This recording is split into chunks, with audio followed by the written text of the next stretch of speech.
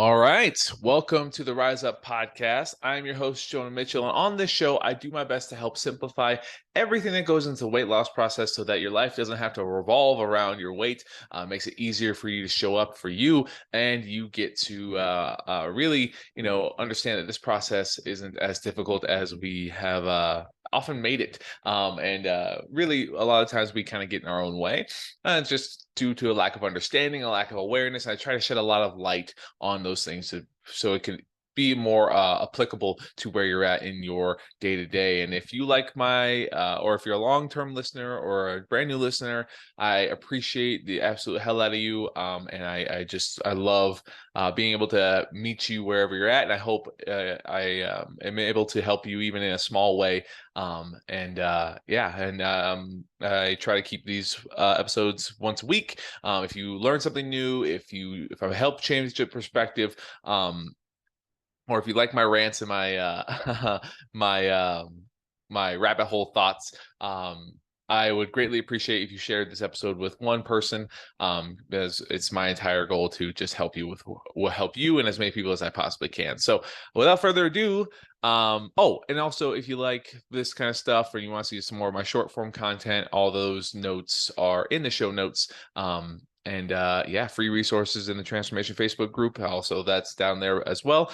And let's kick this episode off. Let's talk about finding your macros to get in the best shape you can for summer. And we're going to go over a few things about this process, but really I want to give you a perspective, or I want to give you the understanding of what macros actually are and what you're trying to accomplish, instead of what most people are used to. All right. So macros make up your calories. That's it, right? For every 1 gram of protein and 1 gram of carbs, well, 1 gram of protein is 4 calories, 1 gram of carbs is 4 calories, and 1 gram of fat is 9 calories. All right. So that's what your calories are made up of. So when you're tracking calories and people say hit this macro or hit this target, right? The calories are going to be made up of whatever the macronutrients you are consuming, right? So, protein is essential for muscle growth and stimulation, and also bone density. Carbs are very they're not essential, but they're very important when it comes to energy and performance. Higher stress, higher workload. Probably you're probably going to want the higher carb amounts. And dietary fat is super important for hormone stimulation and support. Depending on where you're at, depending on how you digest, your fats can take up like 20% of your calories, all the way up to about 35% of your calories.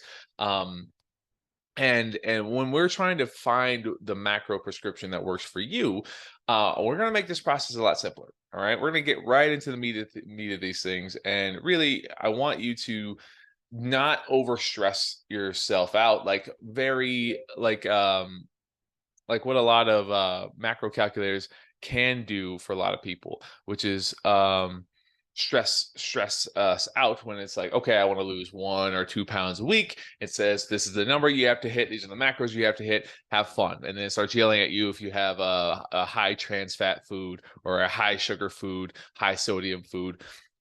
You don't need to be worrying about any of that, because the problem with a lot of these calculators that try and give you macros based off of arbitrary goals, right? They only know your height, weight, your age, and your goal, right? And it puts all in a calculation and it just spits it out at you, right? And it doesn't really understand you, where you're currently at, your lifestyle, what your digestion looks like, how you process and break down certain foods. It's just throwing numbers at you, because when you account for everything, calories in versus calories out, there's only one way to lose weight, and that's to sustain a calorie deficit. So those calculations, when they spit them back at you, they just factor in the calories in versus calorie out. They don't factor in the human side of things, the emotional side of things, and the energy needed side of things. It's just like arbitrary, hit these numbers and avoid these quote unquote bad foods, right? And it can be very stressful, because when we get those numbers, we're like, okay, I have to hit them. If I don't hit them, I'm a failure. If I or if I go over them, I'm a failure. And it's like all these things that like we can start thinking about when we only have the context of what the numbers are, right? When we don't understand how to fit it into our current day to day. And one of my favorite things to help for my clients in general is to simplify the macro process in general, right? when a lot of people, when they sign up for like a nutrition program, they're like, all right, where's my macros? Where's my food list? How can I get this done? I'm like, well, first we're going to go over like what food actually is and how you can start increasing, protein appropriately and without putting so much stress on it. But that's not for today. This is specifically how to find the macros. So we're going to just simplify the macros in general. All right. When you first pick up your macro calculator, your macro tracker, I should say, the main thing is to just get a good understanding where you're currently at. All right. Do not worry about hitting numbers right off the bat because you have zero context of how much you're currently consuming, right? Even if you have had tracking, if you have tracking experience in the past, right? If you're not where you want to be, tracking isn't technically working the way that we would like it to, right? There's certain things that people get attached to tracking, right? They like that understanding, but then it can be it can be like a crutch. And especially if we're not seeing the results that we want and we're trying to think, well, if I have to lose weight, I have to keep eating calories. And then we're like cutting calories, and then we have this rough relationship with food. And again, the rabbit hole that can entail makes it very, very difficult to maintain the number one thing needed to see results, how to get in shape. And that's to stay consistent. And consistency does not mean miserable.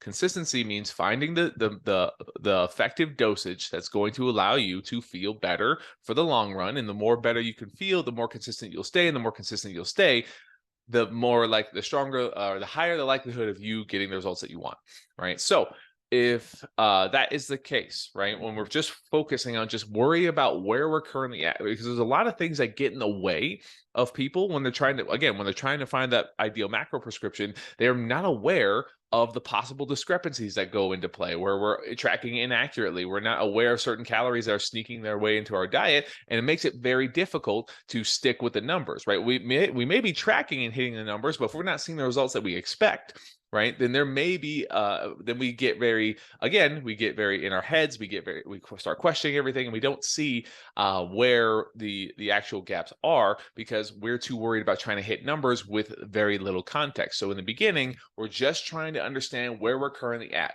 right? And when we have a good understanding, and then we evaluate what's our body weight doing, what's our body composition doing, how's our energy feeling, then we can say, great. If we're we're tracking and your arbitrary goal for MyFitnessPal is like 1,400 calories if you say you want to like lose 1 to 2 pounds a week, and then you start tracking and you only end up tracking about 1,200 calories, right? And then, well, in our head, well, that's great, I'm eating less than what MyFitnessPal has told me if I want to be losing weight, and then all I have to do is keep doing that, right? But then you're not losing any weight, right? You're staying about the same 2 to 5 pounds that keeps fluctuating, and you're staying consistent with the 1,200 calories. And you're like, well, I'm hitting 1,200 calories. Why am I not losing weight? It's well under it's under my weight loss calorie goal. Why am I not seeing the results? And it's like, okay, well, looking at the context, looking at the data, if you're not losing weight, you're not in a deficit. So it's not to say that you are you're not it's not to say that you're broken, that you can't lose weight, all those things. It's like you may be tracking more food than you're aware of. So that's why right in the beginning, it's how accurate can I be with my tracking, right? We don't need to get meticulous. We just need to be aware, right? Am I paying attention to my liquid calories? Am I tracking raw versus cooked, right? If you input cooked chicken, but you're weighing it raw, that's going to add up to discrepancies. Are you sneaking in, little bites throughout the day, right? And, bite here and there doesn't really add up to much, but if it's a bite throughout the whole day that you're not really tracking, right? Then it's like, oh crap, like there's a lot more calories going into this process than you were aware of. And that's what we need to focus on first. Get aware, right? If you can get aware, it's going to make it much simpler to be accurate. And if you want to find that macro prescription that's going to really help you get in shape for summer, right? Even though it feels like counterintuitive to kind of slow down, right? But take 1 or 2 weeks to just get focused on being accurate. Then when we talk about how much protein is needed to, shed body fat, the amount of calories needed to start losing weight, and amount of protein needed to stimulate muscle retention and prioritize fat loss, and then finding that deficit number that's manageable, sustainable, but allows you to see the results that you want in a timely manner, right? When you're more accurate, you can be consistent for longer. So taking the 1 to 2 weeks to ensure that your tracking is much more accurate is going to make the results come much faster, much quicker than if you were trying to just rush to the bottom as quickly as possible, but then regain all the weight back the second you reintroduce certain foods back into your diet because you were like, oh, if I'm eating 1,200 calories and I'm not losing weight, I'm going to have to keep going lower and lower and lower when you have zero context, right? So anyway, after we have that and we work on being accurate and we are confident, okay, now, we were tracking 1,200 calories, but turns out we're actually eating about 1,900 calories. Cool. Now we see that. Awesome. Now that we have that accurate number and it makes more sense of why we're not seeing the results that we want, right? It doesn't always work out that way, right? But again, just to help give you some tools that I work on with my clients, now we look at our protein amount, right? Because really we don't need to be tracking all three of our macros, right? And then our calories on top of it, right? Calorie goal, protein goal, carb goal, fat goal. Like, fuck, that's a lot of numbers that we have to hit. So there's only two numbers that we truly need to set targets for. That's going to make our life a lot easier. The first one is total calories. The second one is total protein, right? If you do that, right, like I said earlier, your calories are made up of your protein, carbs, and fats. So if we just aim for a total calorie goal, right, we don't need to worry about the macro prescription or profile yet.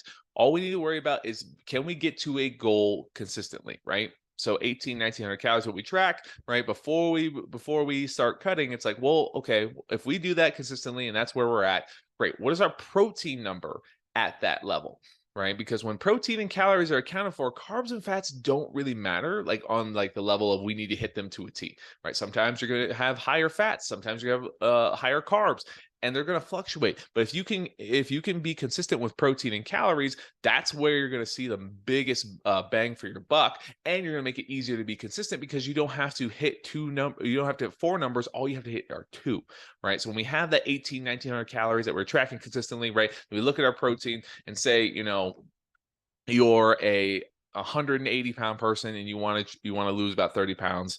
I'm not going to say you're going to lose 30 pounds by summertime rolls around, but again, but you want to get to the 150s, right? And you really are focusing on improving body composition as quickly as possible. So we have this idea of, okay, so now we have the goal, we have the understanding. Now we can say, great, well, now that we're eating 18 to 1,900 calories, we look at our protein amount, we're only eating about 60, 70 grams a day, right? Protein is essential for prioritizing fat loss and holding on to lean muscle mass, right? The whole skinny fat term, or, being, skinny fat, or just losing a lot of muscle and definition, or just being, it's not bad by any means, but we don't want to just slash calories and tear down our muscle mass, because then weight regain is very likely, because now we lower our metabolic rate. When we lower our metabolic rate, we burn less calories at rest, making it easier for us to regain that weight later. So if we're only eating about 60 to 70 grams a day and we're about 180 pounds, right, that is well below something called protein synthesis. And protein synthesis is just the amount of protein needed in order to stimulate muscle growth and retention, right? If protein's essential, meaning we do not produce any of the amino acids found in protein. So if you don't consume enough protein, your body has a really hard time having the building blocks to, get in shape and lean out and tone up, right, and shed body fat. So when we start focusing on increasing protein intake, right, we can do this in a couple ways, right? Usually it's gradual, right? If you have 60 to 90 grams or 60 to 70 grams, and the ideal ratio for getting enough protein to go above a little bit above protein synthesis and encourage more fat loss is about 0.8 grams per pound of body weight, right? Depending on where you're at, I would say aim for every 1 gram of 1 gram of protein for every pound you weigh. But if you're someone who's got 40, 50 plus pounds to lose, I would aim for ideal body weight. But if you're like someone who's within like that 30, like that 10 to 30, you can probably aim for about 1 gram per pound of body weight. And not because it's like, oh God, you have to hit that number, but it's mainly because if you aim that high and you come up short, your average will start to go up. So when you're focusing on your macros, right, to get into shape, protein, multiply your body weight by 0.8 grams. So if we're talking about this 180, this person who's 180, that'd be about 150 grams of protein, right? And that's well above where they're currently at. And if we want to jump there, there's going to be a lot of things that are going to feel different with digestion.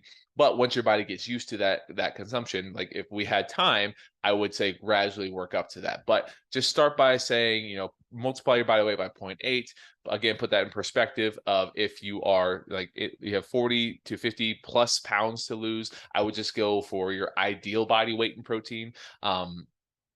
And then once you have that goal, now that's your first goal, right? Is, can I get my protein up to within 150 grams of protein? And I usually like using ranges. So for this person in particular, I'd say between 130 and 160 grams of protein, right? Can we get in that window consistently while calories stay about 1900, right? So now, and then wherever carbs and fats fall, that's fine. It's not really necessary. If you want percentages, right?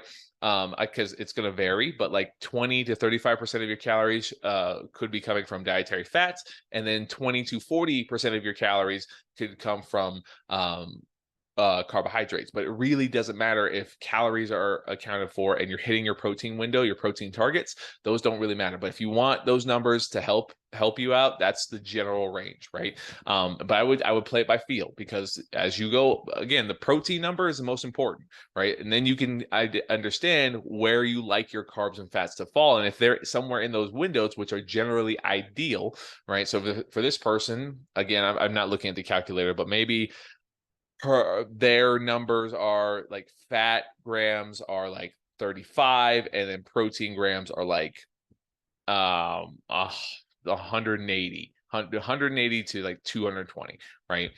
Very arbitrary numbers. I don't even know if the math adds up for that, but again, that's just like giving you the context to make this simpler, right? If you're trying to get into shape, protein matters more.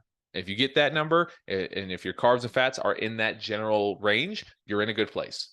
Oversimplify this process, right? We want to just simplify this process so it's not as detrimental, it's not as annoying, it's not as frustrating, and then this will essentially make you guarantee. Well, I don't want to say guarantee, but will give your body the building blocks to help start shedding fat, limit a lot of the foods that make it harder for us to stay consistent. Because when you start focusing on adding more protein, naturally you start eating a little bit less. Naturally, snacks and bites and licks, they start to go down. Naturally, you feel more satisfied, and naturally your overall calorie intake starts to drop because you're consuming a macronutrient that is super thermic, and thermic means it burns a lot. It takes a lot to digest and break down, so it will essentially make will help you by focusing on adding more protein, adding more food into your diet. You'll naturally limit a lot of the hyperpalatable, hypercaloric or supercalifragilistic, the hyperpalatable,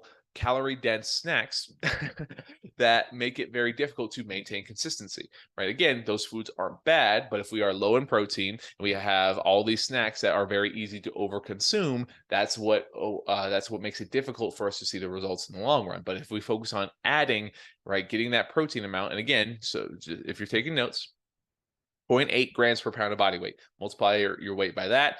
But if you're, again, 40 plus pounds away from your weight loss goal, I would just aim for ideal body weight in grams, right? Again, for some people that may be really high, and that's normal, because we want to give our body a lot of building blocks. If we give it all the building blocks, this is how you're going to actually lean out and tone up. If you just cut calories and drastically increase cardio, you're going to tear down muscle mass, right? And you're going to make it very difficult to, see the definition, the tone, that in shape look that many people are looking for. So yeah, I guess essentially when it comes to that, that's the big thing about macros is essentially what I do to make it easier for my clients is to make it simple like that, right? And to get in shape, all we need to do is get consistent 80% of the time. You do not have to be perfect, right? Like I was talking about earlier, that relationship with tracking calories of like, I have to hit these numbers. I have to do it. If I don't, I'm a failure. It's wrong. That's why I use ranges. Before I even go down that rabbit hole, I didn't even talk about the second number or the second adjustment that we need to make. So after we're accurate, after we increase protein amounts appropriately, right? Again, like I said, naturally you'll probably start eating a little bit less, but now we can take that accurate overall calorie number, and this is where we strategically limit calories to see weight loss, right? This is where we strategically lower our calories from anywhere by 2 to 500, right? I usually start between 2 and 300 in the beginning just to see how our body responds. And when we do that, with likely a lot of times you do that naturally by just increasing your protein intake, right? But again, we were tracking 1900 calories. We dropped that to 16 to 1800 calories on a regular basis. So now we're trying to bring the average down, or I guess it'd be 15 to 1800 calories, right? 18, 19, 16, 17. We would bring the target down to 16, 17. Math is not on my side today. This is what happens when you pull out numbers straight out your head and not write them down. But that's where we would try and now elicit the weight loss response, right? This is where eating less than you burn comes into play. It's not a race to the bottom. It's a strategic adjustment that makes a deficit easier, right? The whole goal is to make this process easy. If it's hard for you to stay consistent, it's hard for you to show up. If it makes you feel miserable, it's going to be very difficult to stay consistent. And the main thing is to limit the hunger pangs that come up when we're dieting, right? A lot of people feel miserable when they're dieting because they're thinking they have to eat so little to lose weight. In reality, it's about how much can we eat and still lose weight, right? Because if we can mitigate the negative drawbacks of a diet, right, that make it harder to stay consistent, right, with hunger, irritability, low energy, right, then you don't feel like you're dieting anymore. And that's the problem, is everyone feels like they're on or off a diet. But when we're trying to utilize macros, we're trying to utilize them for what they're actually meant to do, is give us understanding of what we can do to support our body. Not, oh, here's your rules of here's how much you have to eat to lose 1 to 2 pounds. Because even then, 1 to 2 pounds a week is fast progress, right? And that's only if everything's perfect, if you're able to stay consistent and you're tracking accurately, right? But if we do it this way, we get to solve a lot of issues, right, for in the long run, and start seeing the results rather quickly, right? Not saying that you can't lose 1 or 2 pounds a week, but it's just the most important thing is to be consistent, right? Establish consistency, support your body, give it the building blocks needed to see the results that you actually want without making it hard to stick with it. And you don't have to be perfect. You don't have to hit these numbers every single day on the dot. Excuse me. All we have to do is be 80% consistent. 80% consistency is what gets results and allows you to live your life at the same time. Yeah, if you want to do it really fast, there's definitely a protocol where you can be 90, 95% consistent, right? And if you do that, yeah, you'll probably see results rather quicker because you are limiting the extra meals, extra snacks, extra nights out that will make it harder for you to maintain a deficit. But again, not a bad thing if you have those things. It's just, where is your line, right?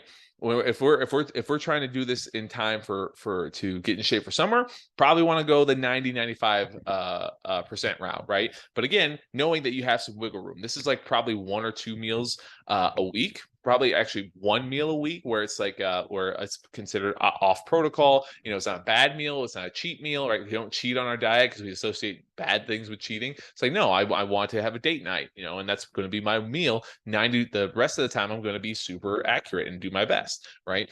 But if you want a little bit more wiggle room, you can still see results at 80% consistency, right? 80% is like, on a calendar, it's like 25 days of the month. So you probably have more like wiggle room, like 3 to 5 meals, where you can truly enjoy something that you want, or maybe even up to 6. Think about that now.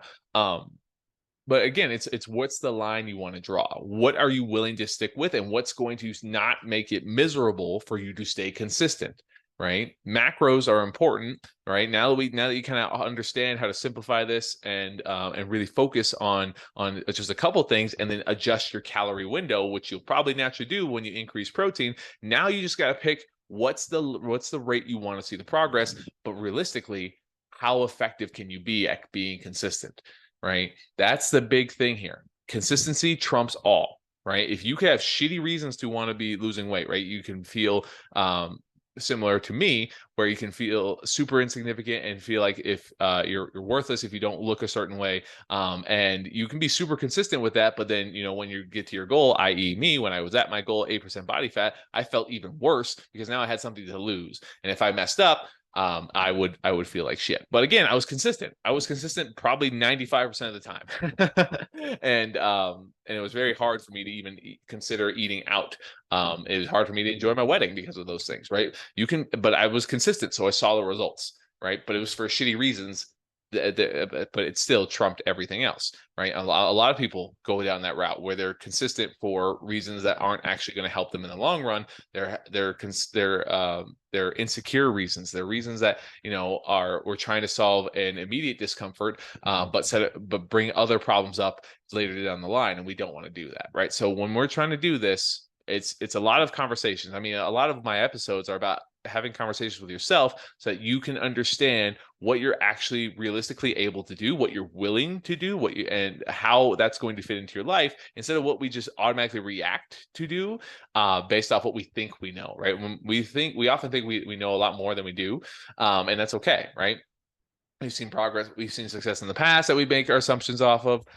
We hear stories of other people and what they've done that we base assumptions of how this works. But in reality, we don't have to do that. It's a lot simpler than you think, right? And yeah, it sounds a bit slow. It's like, but I want my numbers now so I can see the results now. It's like, yeah, but first, let's solve the problem of inaccuracy. And that's when the more accurate you can be, the more consistent you be, right? So the biggest thing, once you have that macro understanding, once you understand, okay, my general window of protein, my general window of calories, right? And when I'm accurate, right, it could take about 1 to 2 weeks, right? 1 to 2 weeks if you're really focusing on it.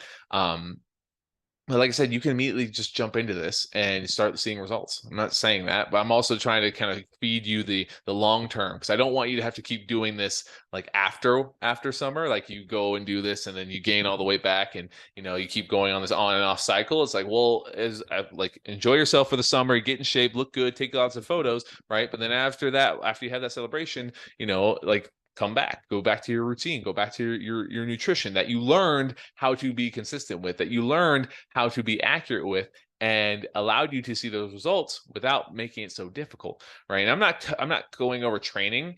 I want to briefly touch on this because it just kind of popped into my head.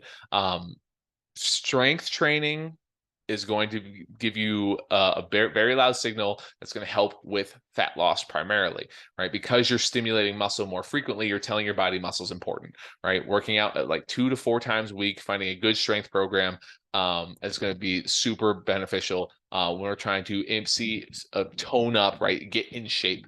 Cardio, I would use sparingly. If you want to do cardio, maybe once or twice, but I would mainly focus on step counts, 8 to 12,000 steps. All right, on a regular basis, find sprinkling movement throughout the day. Get like a 30 to 45-minute walk once or twice a day. And if you can do that, you're not only going to you're going to get your cardio fixed, but you're going to increase your caloric burn, making a deficit a lot easier. And when you have more protein in your diet, you're not going to feel as hungry as often, making it difficult to maintain that deficit. So like I can probably do a whole other podcast on that. And if you're listening to this and want to know how to train alongside setting up your macros, I'd be happy to do a whole episode about that. But I would want to give you that general idea of like 2 to 4 times a week of resistance training, get 8 to 12,000 steps, sprinkling cardio sparingly, maybe once, even twice a week.